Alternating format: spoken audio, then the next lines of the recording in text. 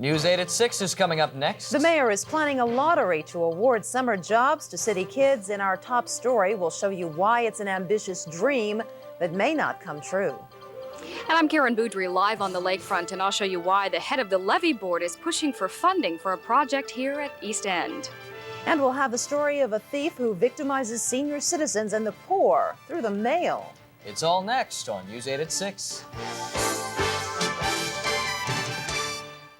This is WVUE, Channel 8. Tonight, it's the award-winning news team of Margaret Dubuisson, George Ryan, Ron Swoboda with sports, and Bob Breck with weather. Live from WVUE, this is News 8. City Hall today announced a new program to provide 1,500 youngsters with summer jobs. But officials are scrambling tonight to make good on that new commitment. And that's our top story. News 8 has learned that for now, the city has only about 500 of those jobs funded, and the pressure is on to find the money to do more. News 8's Rob Masson joins us from Norwood's Comiskey Park and reports even if more money is found, at least 6,000 youngsters will still be unemployed this summer. Rob. That's correct, George. Mayor Mark Morial today announced a new team approach to giving young people jobs this summer. The problem is, even if the program is fully funded, it still might not go far enough. Give us something to do, instead of just lounging around.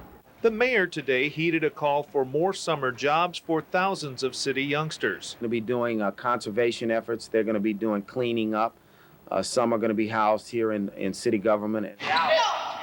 It's being called the Mayor's Team Jobs Program and will consist of 150 teams of 10 workers each. Program organizers are on a tight timetable. We have committed opportunities for over 500 kids. Our goal is 1,500, so we'll continue the sponsorship development. City officials fear thousands of kids will not find work and slip through the cracks. Stealing cars and everything. It's heat and make them do it. Morial is appealing to businesses to come up with more jobs. Meantime, applications are being called for at 4 locations. Young people between the ages of 14 and 21 are being asked to come armed with the right documentation. A parent should accompany children under 18. Oh, it's real tough. It's like you have to know somebody to get the job. Mayor Morial says he's heard the criticism from those who say the only way you get a job is if you know somebody. To try and prevent that this time around, he's having a lottery for the 1,500 jobs he hopes to have available. The job lottery drawing is June 15th. I'm sure working hard to do it by the 15th. Hopefully our goal will be 1,500. We need support. Also today, the mayor repeated plans for next week's opening of 41 camps and 16 pools, as News 8 first reported yesterday. Now, Mayor Morial says he only had a short amount of time to put the program together, and even though he was on a tight timetable, he still believes it will be one of the best the city's ever had. George, Margaret, back to you. That's News 8's Rob Masson reporting from Comiskey Park.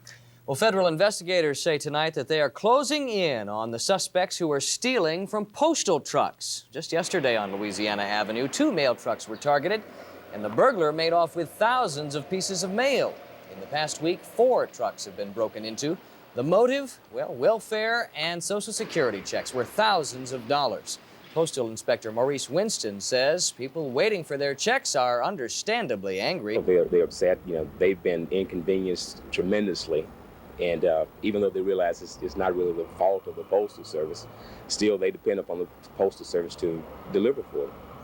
Stealing mail is a federal offense. The punishment, 5 years in prison and up to a $10,000 fine. Margaret? If you're ever charged with a misdemeanor in Orleans Parish, about 400 public officials have the legal power to pull a few strings for you. But a Senate committee today voted to eliminate the parole powers given to those parish officials. State law currently allows city council members and other officials to parole anyone arrested for minor charges. But today's bill, sponsored by Senator Ken Hollis of Metairie, would end that practice. Hollis claims that people arrested for minor offenses in Orleans Parish are often paroled without checking to see if they're wanted for major crimes. But there's no proper checking to see if they're a convicted felon, if they're wanted for armed robbery or murder or whatever. The bill must still pass the full Senate and the House. A teacher evaluation plan is breezing through the state legislature. The full Senate approved the measure today, and lawmakers expect the House to follow suit. Under the new plan, the state education department would not be allowed to take a teacher's credentials if the teacher performed poorly on an evaluation. The worst that could happen is that the teacher would have to leave the school district. Joe Potts of the Jefferson Federation of Teachers says this new plan is much more fair to teachers than the old plan, which allowed teaching credentials to be taken away after an evaluation. For instance, here in Jefferson or Orleans or in a large urban school district, some teachers just cannot handle the type of children that we deal with. However, in another setting, in a rural setting perhaps, they would in fact be quite satisfactory. So we feel that teachers are going to be even more fairly evaluated under this new program. If enacted, this teacher evaluation plan would replace one passed during the Romer administration and suspended in 1991 amid widespread criticism.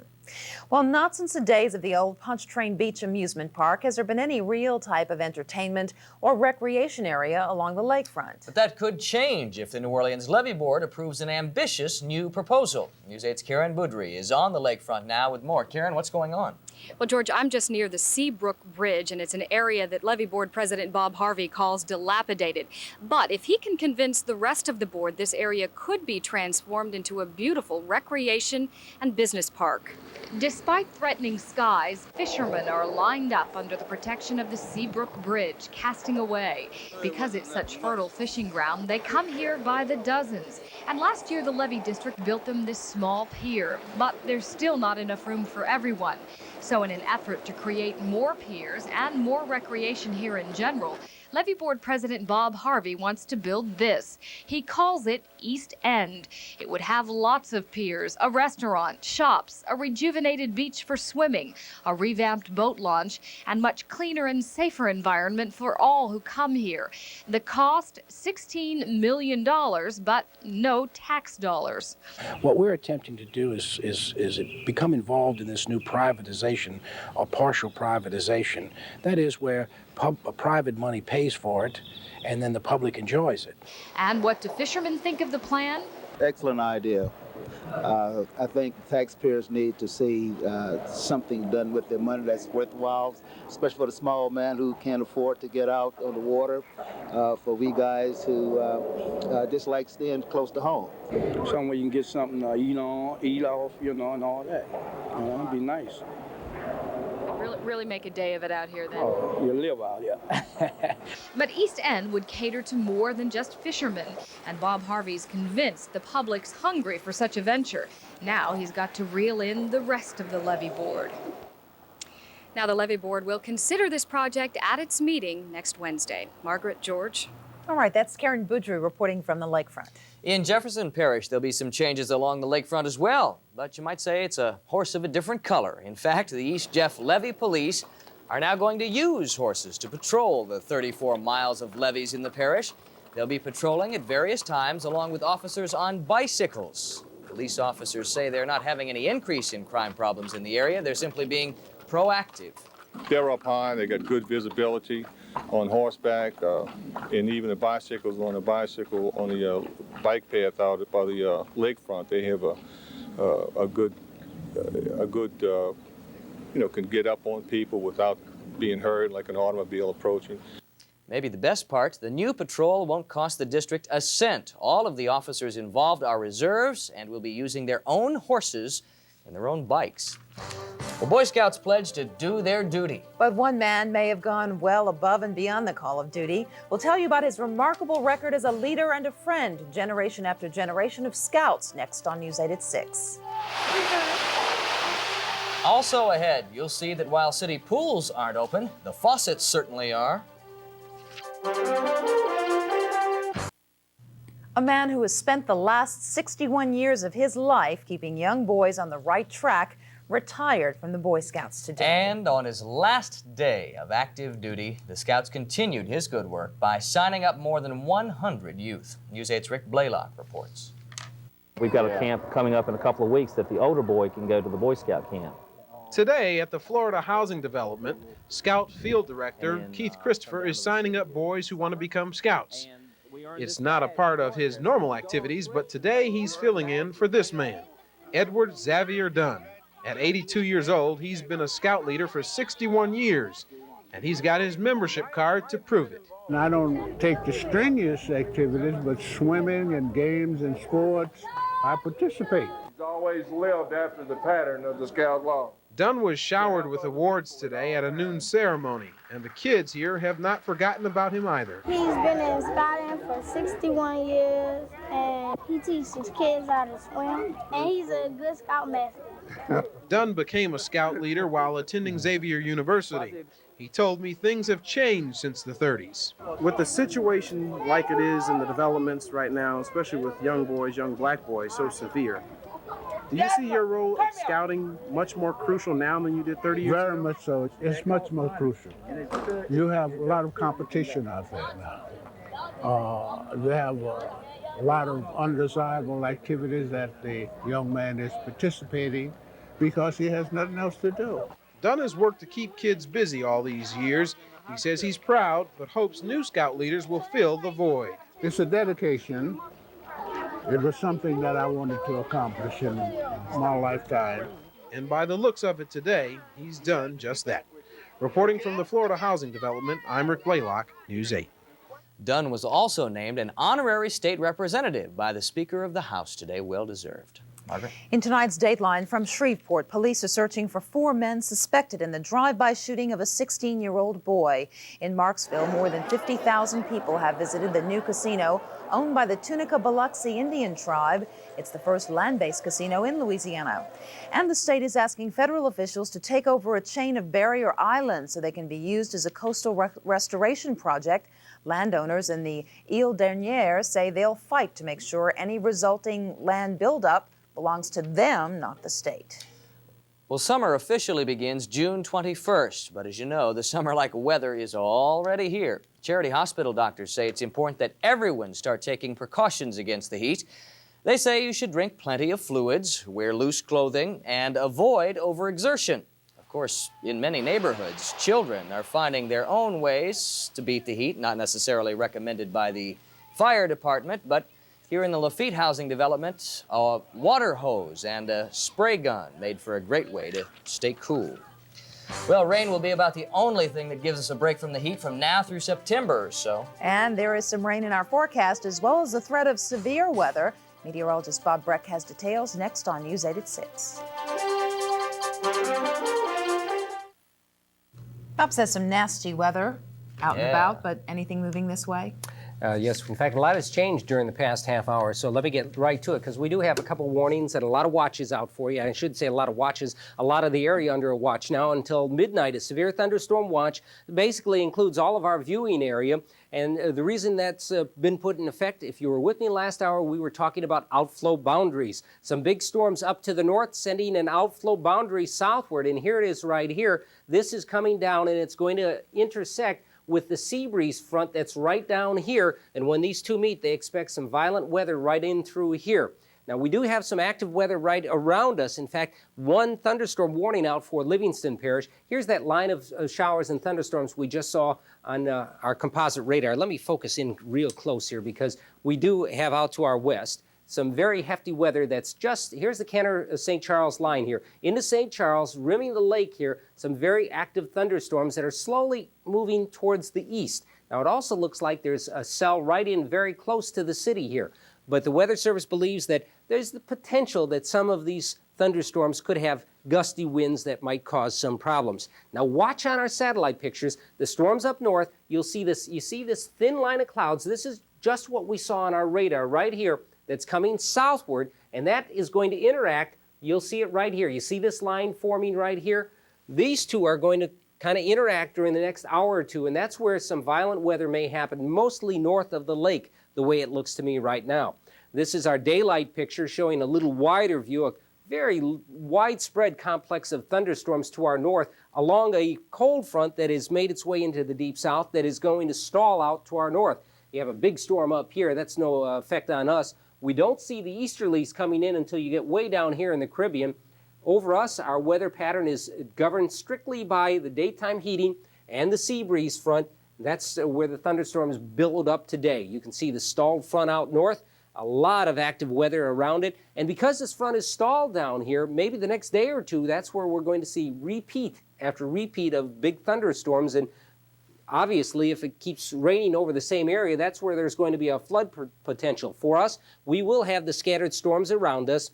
And again, some folks get a lot, some don't get much. That was the situation again today. Pretty typical summertime weekend the way I see it, even if you're going over to the Mississippi, Alabama, and Florida beaches. 93 was our high, 77 our low, as we're looking at a live shot out towards the Kenner Lakefront, some dark clouds out in the background. 89 is where we should be, and 96 is the record high. We're down in the 80s now, and with the thunderstorm out over the lake, the airport in Kenner has a north wind gusting to 18. So we've cooled off from the 90s. We're back down in the 80s, but the humidity is so high that it just feels very uncomfortable outside. So again, we are under a severe thunderstorm watch until midnight. But again, it appears the main potential for severe weather should be on the North Shore. We'll keep you up on that. Showers will end later this evening, and by, say 10 o'clock tonight, I think we'll just say clear to partly cloudy, warm and buggy night in the 70s. Tomorrow, a day that starts out with morning sunshine. We bubble up the afternoon storms. Widely scattered, 30 to 40%. The highs will be up in the lower 90s with southwest winds at 8 to 15. Now, I don't see any big major change happening during the next 5 days. Folks, this is pretty typical of summer where we're back in this daily rain pattern. A couple days in a row where we didn't have it, and then we got up into the mid-90s. So we'll, I think, put up with the showers just to keep us a little bit less hot. Southwest winds tomorrow at 10 to 18. And again, right now, just one parish, Livingston Parish, under a warning, and it looks like things are beginning to settle down. Okay, Bob. Well, look for a coaching change deep in the heart of Texas. Ron Swoboda tells us about a resignation in the NBA next on Sports on News 8.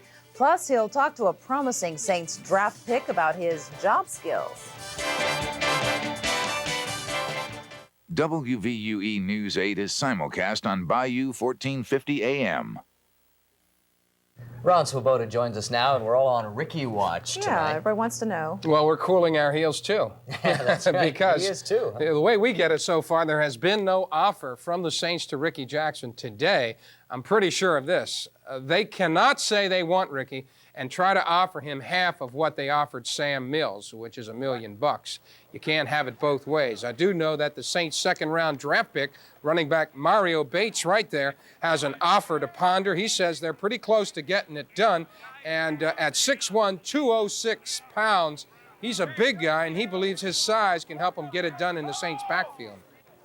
I hope to contribute in an offensive scheme with my running ability and my size. Derek Brown, Von Dunbar, all those small backs, really can't keep going inside all the time. I think I can handle that a little bit more than they can. Okay, in the NBA, in San Antonio, John Lucas, their head coach, had led them to 55 wins this past season. The board of directors was so-so about rehiring, and today, John Lucas resigned, and the rumor is he's headed for the Philadelphia 76ers. In Game 1 of the NBA Finals, Rockets center Hakeem Olajuwon outscored the Knicks center Pat Ewing 28-23. And everybody struggled to score in the second half as the defense turned it up. 63 points by both teams, the lowest ever in the Finals history. And 28 total points by both teams in the fourth quarter also set a Finals record. But the Rockets won that defensive battle 85-78, and head coach Rudy Tomjanovich of Houston says they better keep playing it. Defense carried us. That's been the key all year. When the offense goes down, and we're playing a great defensive team, the defense must carry us, and it was the key tonight. You can get tired watching these games. Game 2 Friday night in the Houston Summit Arena. Baseball now. Our Zephyrs hit the road for a 12-day trip through Oklahoma City, Indianapolis, and Louisville. So far, they've been a team that scores more than anybody else in the league and hits fewer home runs, but that's been good enough for a game-and-a-half lead at the top of the American Association, and a fair amount of the credit should go to manager Chris Bando, who loves to move runners over, hit and run, keep things moving along, and I asked him if he'd manage the same way in the big leagues. I think you manage according to your talent, and since we don't hit a lot of home runs and we do have good base runners, you know, I can be really aggressive. And I think what it does, it puts pressure on the defense, it puts pressure on the pitcher. Hopefully a pitcher will now start throwing balls up in the strike zone so our hitters get better pitches to hit. So you want to put pressure on a team. I'd love to have a team in the big leagues that can run, because I know the type of havoc it creates on a defense. Hey, he is a heads-up guy, and as I said at 5 o'clock, I will not be surprised to see him not long down the trail in the big league. Got to agree with you. Thanks, Ron. All right, Ron. As Bob Breck mentioned a few moments ago, there is some severe weather in our area. He'll update the situation next on News 8 at 6. Because the world, from a kid's view, takes on a radically different angle, Channel 8 and Margaret Dubuisson are taking a radically different angle on teaching kids about current events. And check it out. It's not only made for young people, it's made by young people, with real news for kids from correspondents across the country, and a local kids' view with Margaret Dubuisson. See the world from a different point of view, a kid's view. Saturday mornings at 10 on WVUE. Coming up on News 8 at 10, now that some people have begun losing money invested in a local get-rich-quick scheme called the Friends Network, we'll show you how some relationships have turned ugly, even violent. And the latest victim of a deadly flesh-eating bacteria, all tonight at 10. Well, we've been talking about this severe weather, and Bob's got an update for us now. Well, I don't want to get people all concerned, because I think the bulk of it is going to stay to our north, but we are under severe thunderstorm watch until midnight, which means we can get some gusty winds, might even have some hail, and hopefully nothing worse than that. This is live color radar from Channel 8 here, showing the yellows and maybe even a couple of reds upriver from us. This is all slowly drifting our way. That actually isn't the heaviest of weather. The heaviest is still farther north that'll arrive if it makes its way down here sometime, maybe around 7, 8 o'clock tonight, and we'll be watching. Okay, Bob. Well, thanks for watching News 8 at 6. We'll be back at 10 o'clock. Until then, have a good night, everybody.